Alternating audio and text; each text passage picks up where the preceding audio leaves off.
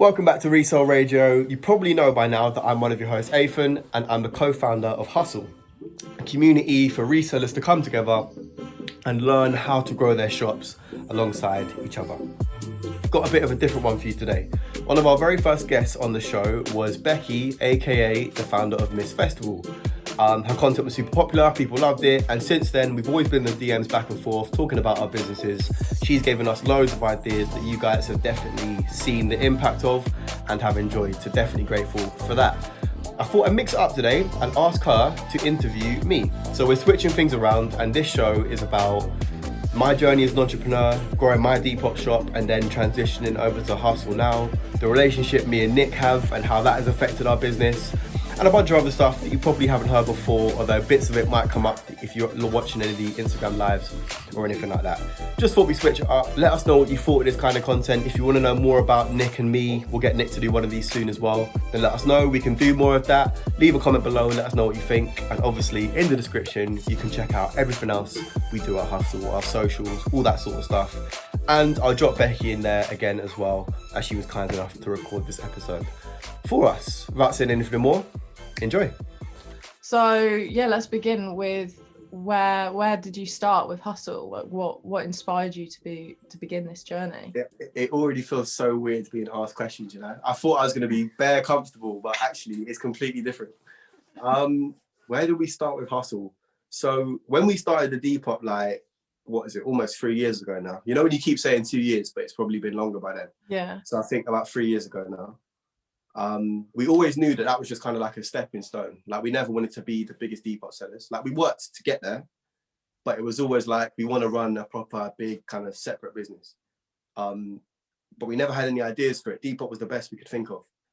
So we started there. We did it for about 2 years. We were getting kind of good at it, but we were definitely getting bored. Like, you know, the job I was doing at the time, I was doing a project management apprenticeship. It was like complicated stuff, you know, it's keeping my brain engaged all day. Yeah. And in comparison, the clothes was making me more money than the apprenticeship, but it wasn't really keeping me switched on. I was just kind of repeating stuff. I was getting a bit bored of it. And we saw this company called Founder that sells courses for entrepreneurs and all that sort of stuff. Yeah. And so it basically started as, I know loads of people have seen it. They're massive on Instagram. And it basically started as that we thought we should make a course specifically for Depop. And in the early days, like, I think at first it was called The Supply, and then it was called Season. And I thought about making a blog for a bit. I'm sure somewhere on the internet, there's a website with a couple of blog posts that I've written, poorly probably. And then eventually it kind of like matured into Hustle now. But yeah, in the beginning, it was completely different. We were, to be honest, we were being kind of lazy about it. The idea was that we just set up a course, set up an automatic webinar, run paid ads to it, forget about it, come back in a month and we'd be rich. Like that was just nice and simple, do you know what I mean? Yeah. But then slowly, it's kind of the same thing. Like, we like to think and do and create, and then we kept having these ideas and they kept leading on to one to the other. And now we got here where we're like busy all day doing shit. Yeah, just see where it goes really and take it from there. Mm-hmm. Do you think that do you wish that you started sooner, or did your plans sort of just all fall in place quite quickly? Well, I mean, we're all young. Do you know what I mean? Although you make me feel a bit old with the way you're moving sometimes. But, you know, we're all, I'm 22 now, 23 this year. But I just think that, like, these are the years to be trying shit. Like, as I was leaving the apprenticeship, the thing that was kind of like dangling in my face was, you know, big salaries, fancy sounding job title, doing complicated shit. Do you know what I mean? Like, it was all fancy sounding, thinking about getting myself a BMW and flexing on the gram and all that shit. And I just thought that if I spend the next 5 years trying this, it fucks up, nothing comes of it, and I have to start that again, 28 will still be a good young age to be making a lot of money. Definitely. So I'm definitely kind of happy with where we started now. And I just think there's so many things I need to do before, and I still need to do now, before I can like really kill it at this. Like I'm good at being an entrepreneur. That's one of the things I'm very confident about. But I'm a human like everyone else. I'm not this on it in every aspect of my life. Like, I'm lazy about working out. So lazy with it. Do you know what I mean? And that stuff's important. Like, I'm going to get to 50 and I'm going to be falling apart. So there's other things I need to learn at 22 other than just business. So I'm pretty happy with where I'm at, you know? Yeah. And Nick, where does he sort of tie in with all of this? Because I feel when people think of hustle, you're still quite like the main person on the page. And I know you sort of talked a bit about, you know, the page being more focused on the actual resellers now, more than like you and Nick sort of taking a back seat a bit and sort of removing yourselves as a person from this. So, but like where did Nick tie into this at the beginning? Is this like something that you discussed over a table, like over a cup of coffee, or like how did it all happen? Yeah, so I've known Nick since we was 11. We went to school together, and the first time I met Nick, we went to like a quite posh academic-y kind of school, which meant that ruffians like me and Nick got in trouble a lot, basically. So we're both in year 7. We've both been sent to the head of year's office. And I'm very used to getting in trouble by now, whereas Nick's still getting used to it a bit. He's more than used to it by the end. He's still warming up to it. So I walked in, I welcomed him to the detention that we were in. And then we kind of became friends from there because we lived in the same area and that sort of thing. But obviously we've known each other for a time. And I think that like the opportunity that me and Nick have to grow something together is so rare. Like to find two friends that are as close as we are, that are as similar, but also a little bit different as we are, that are both motivated, hardworking, we want similar things. Like two best friends up that aren't that common. Two best friends that can do a business together. Like I've not met any other pair of people that can do that. I don't know any other famous people that are like a pair of entrepreneurs. So, you know, that on its own is just a mad opportunity to take advantage of. But the reason now you see me more on the page is because, you know, Nick, he's got a baby now. He's living with his missus, so he's got to work full time. He's got to pay rent and that. Whereas I'm lucky, I've got 3 bedrooms in my nan's house. I pay her like 400 quid a month and I'm good. Like, you know, everyone's living comfy here. So I've just got more time to do this stuff. And people ask that question a lot. They say like, how do you split it 50-50?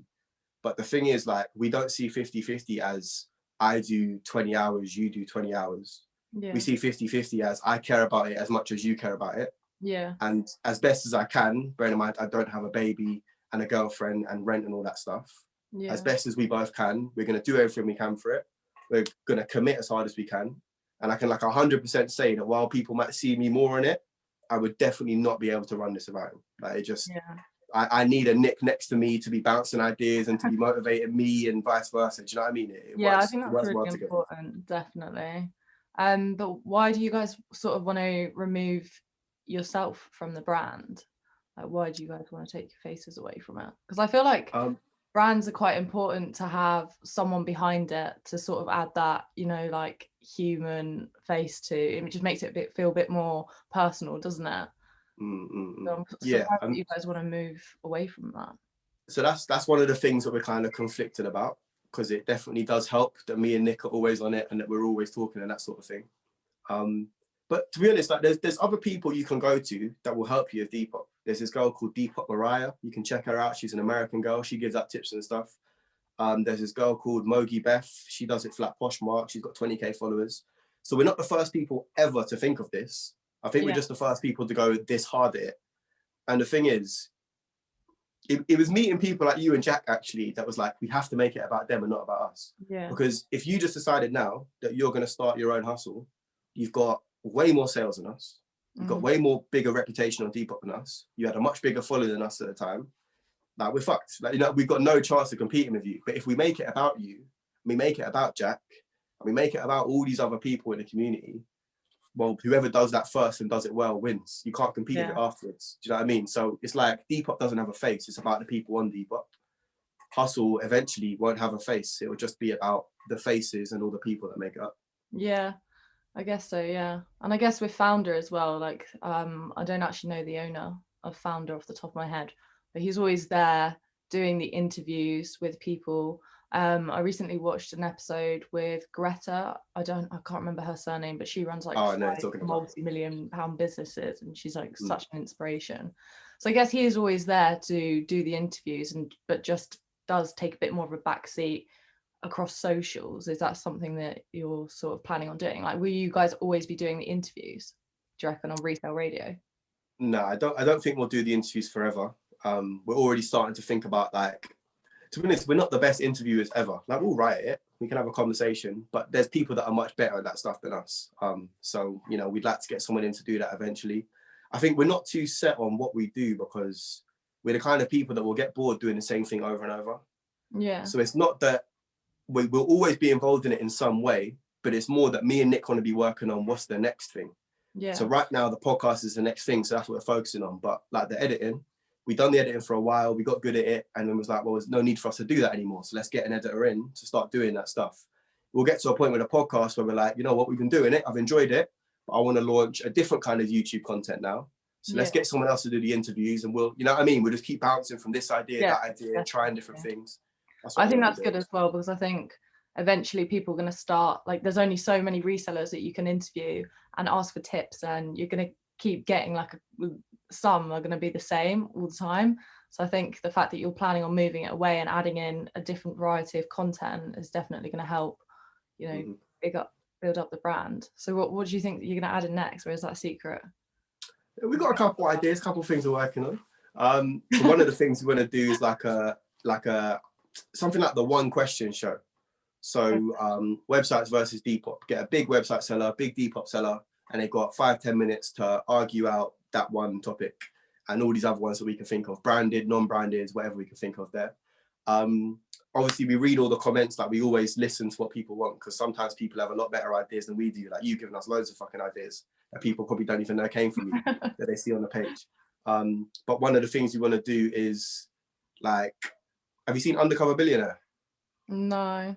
So it's this TV show where basically they take a billionaire, they like shave their heads so they look different, and then they put them in an area and give them 90 days to make £1 million. So we want to give Depop sellers like 100 quid and then see in 30 days how much money they can make off that £100 and kind of what number they can get to. I like that idea. Yeah, someone put it in the comments, it was good. So that's one of them. I think there's a couple of others we talked about, but it's all sorts of stuff. Like, there's so much going on in the community. You know, like Olivia from Mad About Depop's a perfect example. Like, you know, there's publication kind of stuff you can do about it. Yeah. There's so many things to do. We just want to keep experimenting, trying different things, new stuff we can put out.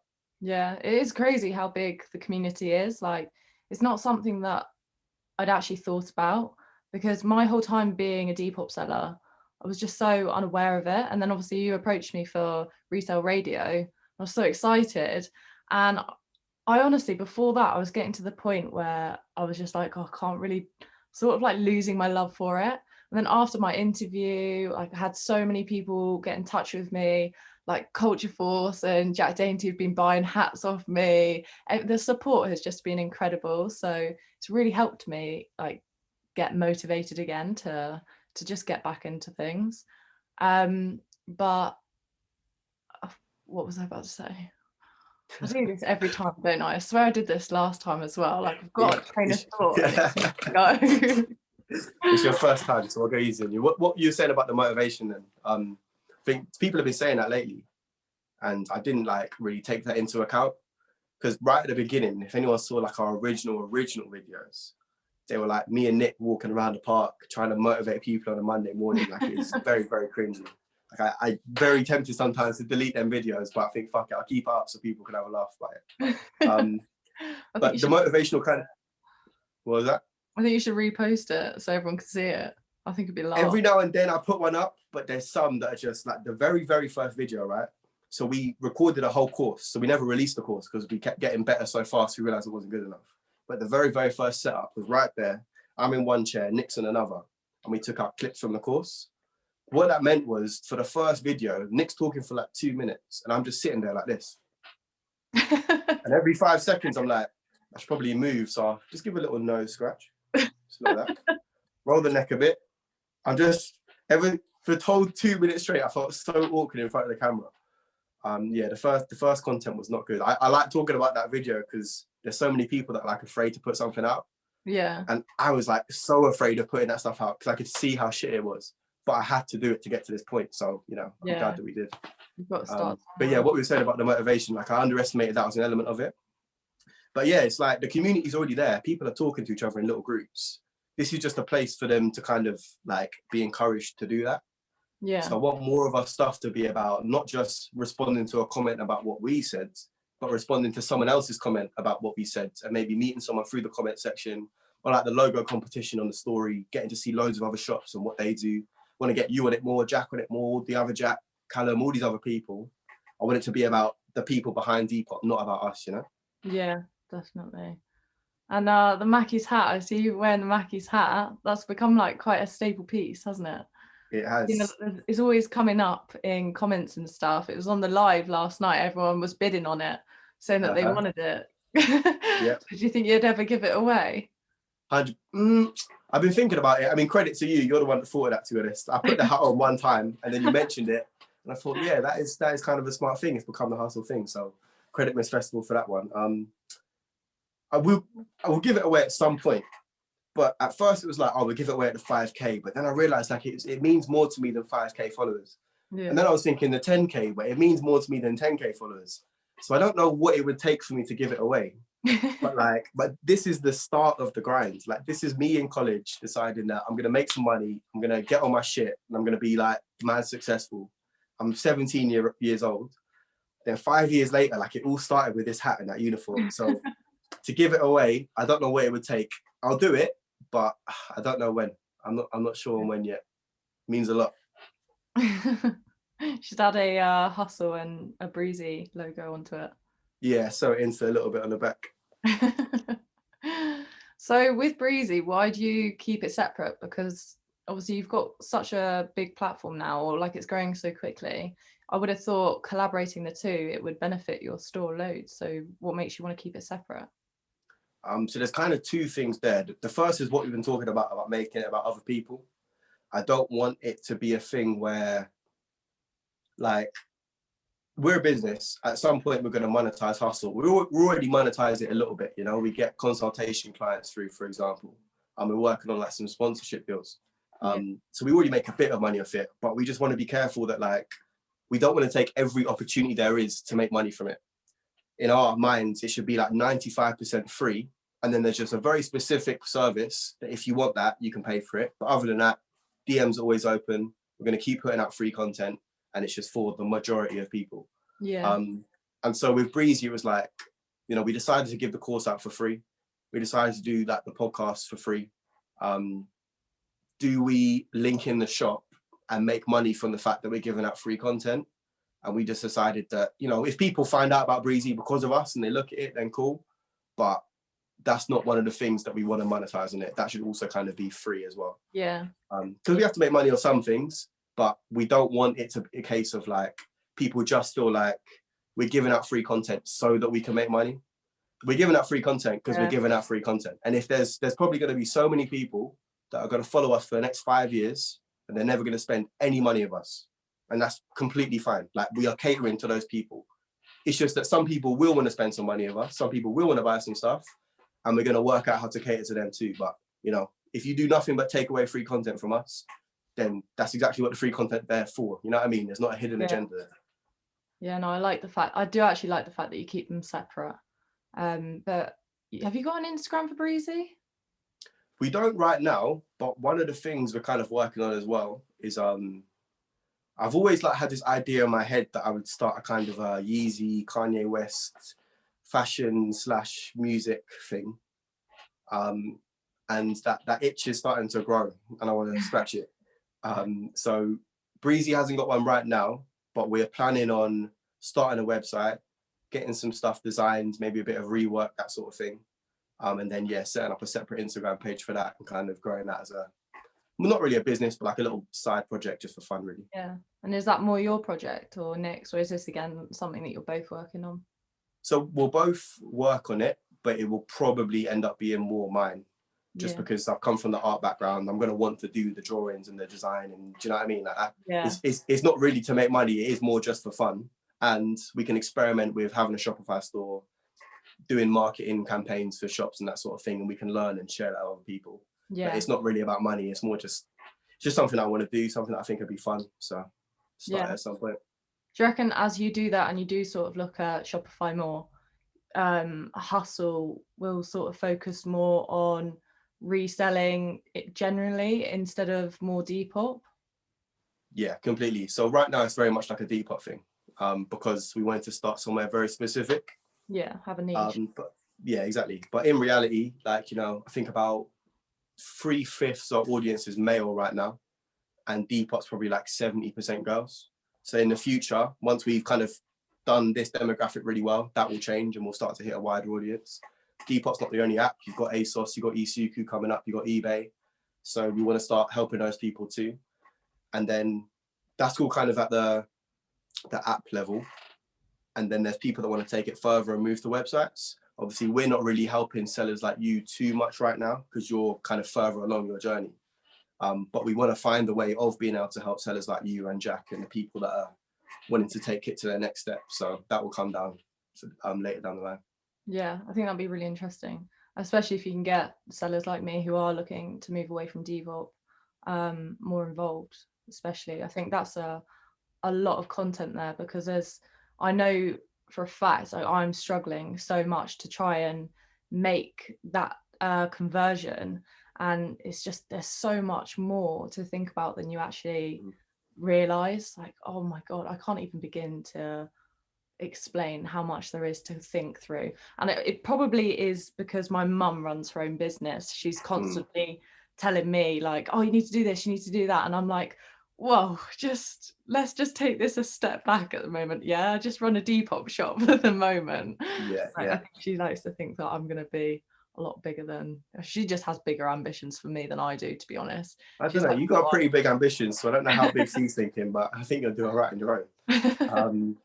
I get what you mean about, like, first of all, the complexity, because when we started Hustle, like now it just feels so not like easy, but just comfortable. We know where we're at. We know where we're going. We know more when something's going to work and when something isn't going to work. I think we just got a bit settled now with our momentum. But like right on day one, when we're putting out IGTV videos of 40 views, I was literally thinking about it this morning. Like there was definitely a point where we put out a week's content, none of it works. Put out another week, none of it works. And you do that for like 6 weeks and you think, fucking hell, like this entrepreneur shit is tough. Like you literally just have a blank piece of paper, you fill it up with stuff, you try it all, and like none of it works. Whereas that isn't the case anymore because we've learned some stuff. So like half of it works, half of it doesn't. So yeah, I completely get the position you're in. And what you were saying about your mum, like we've got a lot of people now that are much, much bigger than us, who sometimes drop us a DM and they kind of talk us through some ideas and stuff. And we're at the point where it's like, we've got to take everything everyone says with just like a pinch of salt and say, like, I appreciate that advice. That's a good idea. That's a good idea. That's a good idea. But we still got to decide what we think we can do and what's best for us. Yeah. Because if that guy was doing it, then yeah, his idea would bang. Like I completely get why there's loads of money to be made. It's super easy to do. But that's true of all 20 ideas you lot have given us. Yeah. And me and Nick need to decide which one we're actually going to execute on. Yeah, definitely. And I think that comes down to just being true to your own brand as well. Like you've definitely, the way the brand goes has always got to be an element of your own thought, really, as well. It doesn't matter how much other people can sort of throw at you all these ideas and stuff. It's like you need to stick to your path and your brand as well. Yeah. But like, what's your 10-year plan? Do you have like because I know everyone has like a 1, a 3, a 5-year plan. What do you reckon your 10-year plan is? That's tough, you know. See, when I first started, I did have that plan. Like we've written a business plan that I've not looked at once because I came from an environment where like, so I was doing project management before. And the last project I worked on, it was like a construction project. A new top secret facility was being built to test submarine stuff in. And I was transferring basically the existing office and all the equipment to this new location. There's like 1.5 million budget. It was pretty fucking complicated basically because it was moving really complex equipment that has to be handled in a certain way. And I don't really understand it because I'm not an engineer, but I had to work with the engineers to make it all go in the right order, get a plan together, get everyone to sign it off and move the stuff. I came from that environment where you make a detailed plan and then only then you start to execute. Yeah. Entrepreneurism is not like that in the beginning. Like every time we make a plan, by the end of the week, we've got different goals, different ideas, everything's just changed so much. So it's like general direction. There's a whole secondhand market, everything that resellers do, everything that wholesalers do, these big companies getting involved as well. All the stuff that we don't even know about yet, because it's like, I don't know how much, but I think it's it's like hundreds of millions of pounds worth of stuff in this market, right? It's massive. We definitely don't know the full extent of it. There's all that, and we want to get involved in as much of it as possible. Right now, it's looking like help Depop sellers, help people with their websites, speaking to some wholesalers about some stuff as well. And that's pretty much it. But I mean, for 10 years, I mean, we're on that much of the iceberg. Do you know what I mean? There's a whole shitload of stuff that we just don't even exist yet. Yeah, definitely. Yeah, so who knows where we're going to be in 10 years, man? Yeah, I have no idea at all. I think you've just got to be so flexible with things. As long as you stick to your brand and your original message, I think where that goes, it can change at any point, really. But I've noticed recently, like Asda's started getting on the resell trend, haven't they? What sort of implications do you think that's going to have on the community? Yeah, so this is where I've been kind of driving this message, because I think that what we're trying to do is break down a lot of the same competitiveness that we came at Depop with. Like, we were trying to beat everyone. That was the goal. There's a ranking. I need a higher ranking. I need to make more money. And I kept looking at other shops and saying, oh, they're rubbish. I can do better than that. Like, we literally started because we saw someone from school do it. And me and Nick were in that room, all cocky 19-year-olds, like, oh, we can do it better than that guy. So we started that same day. Like, it came from a place of we want to be better than people. Obviously, we've matured now, and that's not the place at all. Everything we do is about giving out free content and not asking for anything back. But we kind of realized that, one, like you said, now you've met people like Jack and Culture Force and all these other people. I know Culture Force hates when I do that, because Jack is Jack Dainty. Yeah. And I call Jack from Culture Force Culture Force. I know he hates that shit, but I spoke to Jack first, and now he's just stuck in my head. But yeah, so we started from a place of competitiveness, and now obviously we're trying to encourage it from other people. But what I'm worried about is that, like, how easy it is now to set up a Depop shop. Like, I think for Miss Festival, for you, you're on what, like 3,000, 4,000 sales? Yeah, I'm actually 18 off. 18, well, there you go. Go check out Miss Festival and buy yourself a hat, because she's almost there. So you're almost at 4,000 sales, right? And you've been going 2 years, I think? Yeah, March 2018. So yeah, so there you go. 2 years is early for an entrepreneur, you know, you're right at the beginning. In 5 years' time, you know, even if you just multiplied it by 5, you'd be on 12,000. But obviously you're going to get way better at it. So you could be on 20,000, 30,000 sales by then. At that point, when you are the benchmark for what a good seller is, starting from one sale is going to seem even more difficult than it probably feels now. It's possible now. It's going to be very, very hard in 5 years. I don't think this opportunity is going to be here forever. But if we spend all this time competing with each other and just trying to do better than each other, what we're forgetting is that your 30,000 sales might seem sick in 5 years, but it's nothing to the weight that Asda's going to be moving. Asda will be doing 30,000 a day across the country. And then, you know, even someone on Depop who is smashing it is going to be irrelevant compared to the whole resale market and how the big companies have taken over. So I think that if we individually keep arguing over the next 5 years to get to that 30,000 first, you might win, but in the grand scheme of things, we're all going to lose. So what we need to be doing is, you and me on our own can't compete with Asda, but as a community of resellers, we'll be big enough to compete with Asda. We'll be big enough to compete with Topshop and H&M and all these other businesses trying to jump on the wave. So we're really trying to encourage. That's why we give out suppliers and kind of lead the conversation with trying to get other people. I just noticed how much I move my hands. Bare, innit? I need to relax. But we're trying to start that, get people working together. Because in 5 years' time, those companies are going to be just as interested in what we do, and they're going to be a lot harder to compete with. Yeah, I think the interest's already started. Like, sustainable fashion and circularity is just becoming so big so quickly. So yeah, it's going to be crazy over the next couple of years for sure. Would you call yourself an influencer? Ooh, I definitely want to be an influencer. Yeah, 100%. Me and Nick go back and forth about this one a lot. I think probably we are right now. I probably am an influencer right now on like a small scale, obviously.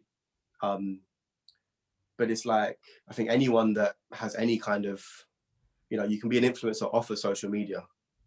Just I'm not, but you can be someone that, you know, people look to, and just kind of, you see a certain person wearing a pair of trainers and you just become aware of those trainers, and now you like them, not just because they wore them, they're nice, but you've been influenced by that person.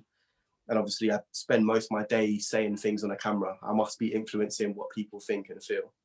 But in terms of like being a influencer when you're big and you're famous, like, I do want to get to that point, but not for the sake of just being an influencer. I don't, no discredit to the girls that jump on and they peng on their gram and they get like 50k followers and they get to sell their keenies and all that stuff. Like, you do you, you're making money, you're doing your thing.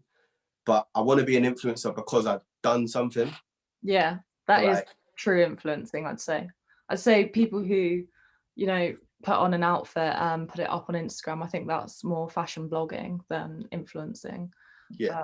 I think Instagram needs to add a feature in, and I think they need to say, like, you know how you have like personal blog, brand. I think there should be one, like you have influencer and then there should be motivator. I think you guys are motivators. Maybe. I'd love to do motivational speeches one day. I'm telling you, like, I walk up and down this house a lot, talking to myself, like just kind of saying stuff like this interview here. I guarantee some of this stuff I've already said it at some point, and I'm just repeating it because I said it earlier. And like, I have this vision in my head one day.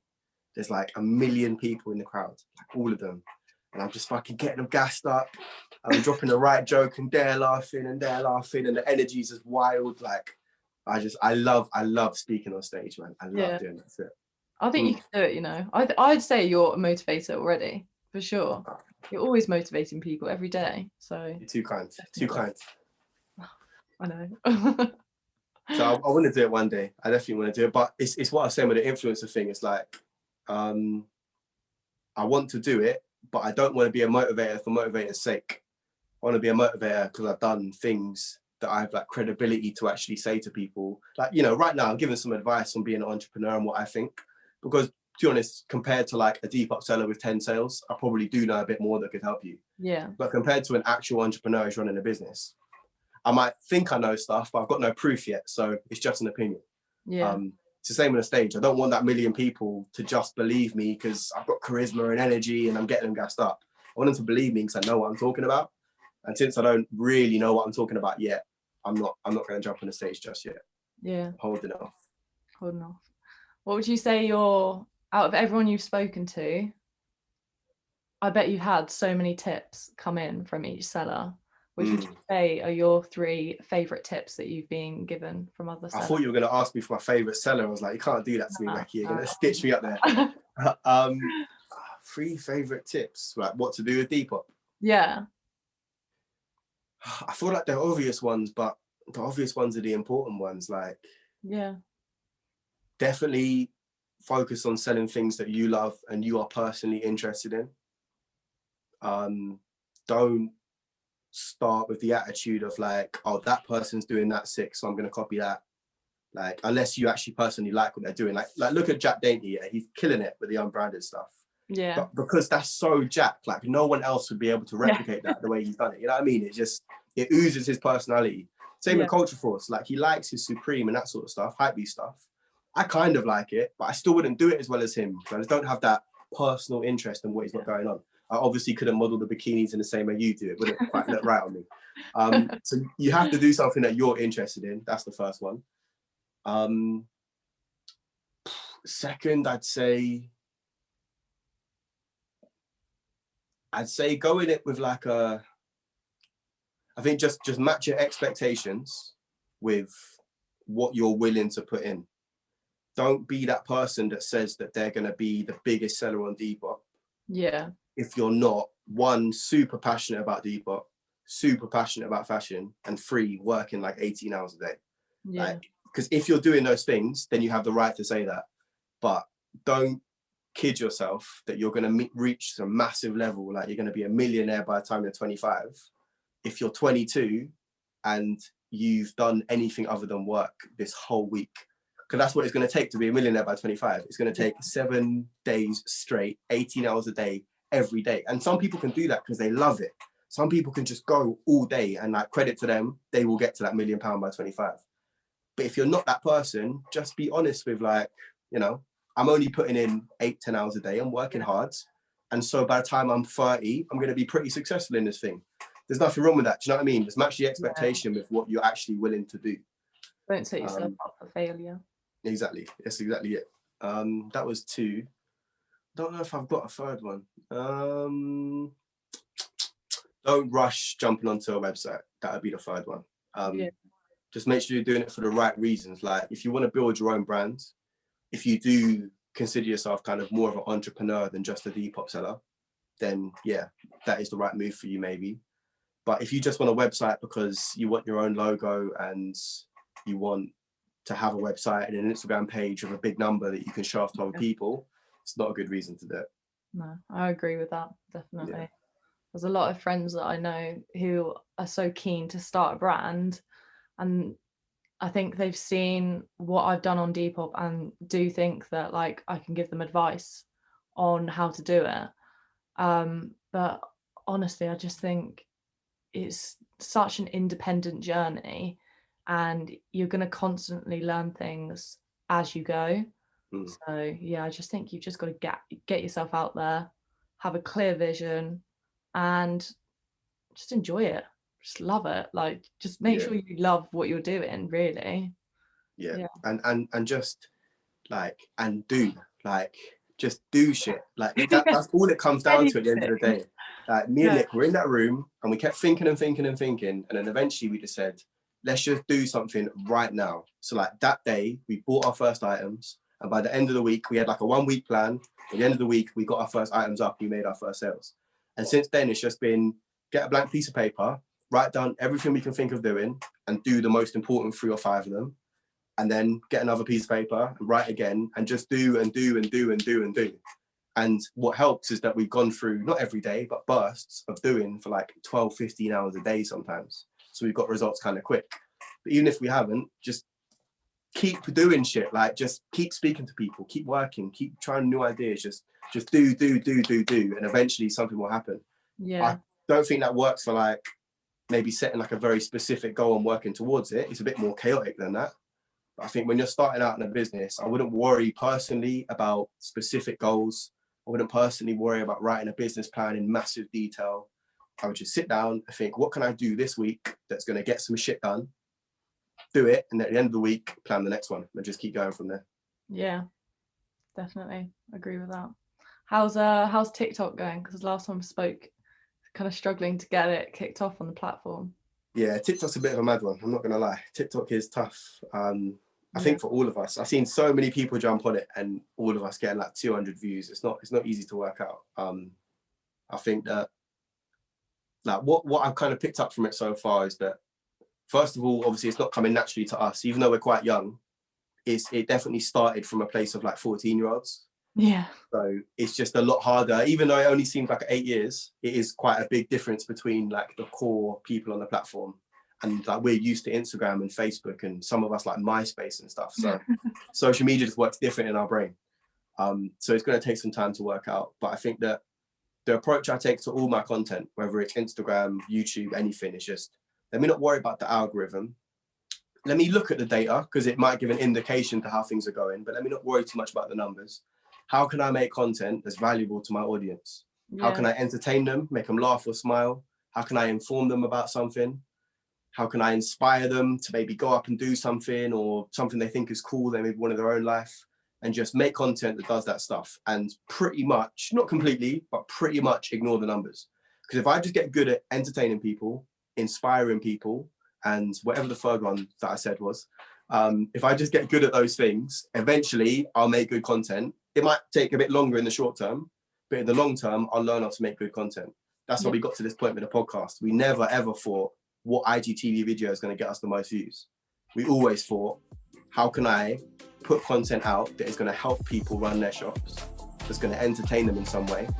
4 months later, now we're getting loads of views on our videos. Yeah, trial and error, really. Yeah. It works out best. So I hope you enjoyed that. I enjoyed it. You probably know by now, if you've been following, that I like to talk and I could go on for a while. I'm not really sure how to summarize my own episode, but like you said, I hope you enjoyed it. And there's just lots of things that we're doing at Hustle for you guys on the way. By the time you see this, the second version of our Depop Insights Guide, which is aimed at people starting up their shops, but there's all sorts of tips in there to help you grow your shop. That'll be out. We promised a spreadsheet to help you track all your numbers and your inventory and stuff. That'll probably be out by the time this episode is out as well. And we got a whole bunch of other stuff in the pipeline, new YouTube content. We're going to see some suppliers as of this recording. We're going tomorrow to go run the warehouse, record a couple videos. loads of good stuff coming. I'm really enjoying doing it. Thank you for, being a part of our audience and letting us doing it. Thank you being a part of this community. I hope you're enjoying what we're doing. Let me know what you think of the stuff we got going on in the comments. Keep hustling.